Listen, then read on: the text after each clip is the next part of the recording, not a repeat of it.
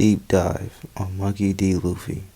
We see here Luffy during his time with Shanks was able to develop his core qualities, one being that you never allow disrespect to come to one of your friends, and the other being that if you're not willing to stick your own life out to protect one that you call your friend, then you're not truly a pirate. Now that Shanks has displayed that level of friendship and what it means to be a pirate to Luffy, we see that Luffy has developed what it means for himself and how he will internalize that going forward. He doesn't want to be a part of someone else's crew. He wants to form his own crew so he can be what Shanks is and what he was for him that day. We see here with his time with Kobe, Luffy is starting to show what type of character he is and how that works for him going forward.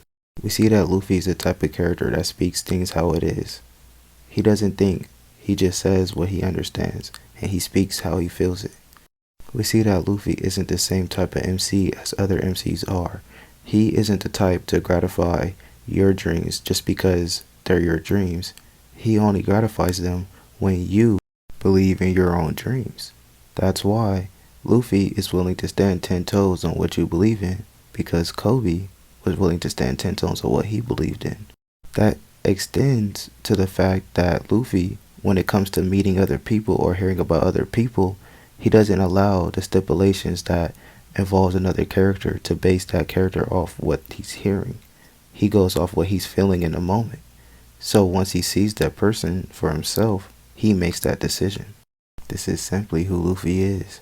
He's the type of person that leaves himself openly susceptible to whatever comes his way. And as he goes through these situations, he's making critical decisions that could either make or break his journey. Once he comes down to a critical decision, he acts on it without any room for hesitation. He solely believes in what he's doing, and he believes what he's doing is just. As we get to this part in the story, we finally get to see that Luffy isn't the type of person to only want a crewmate because of their renownment.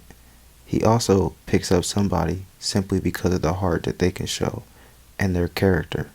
This begins to show us the selflessness that contains Luffy.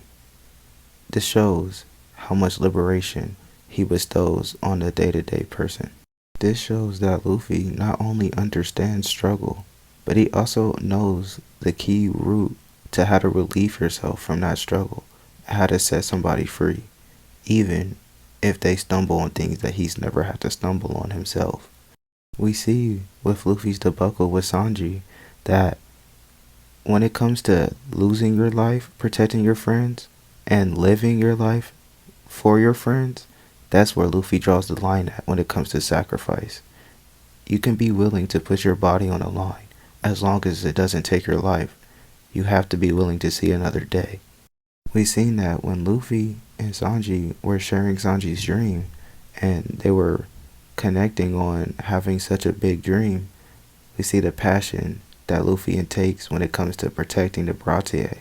He knows that this isn't a place where he's going to die because he knows that his dream still hasn't been accomplished.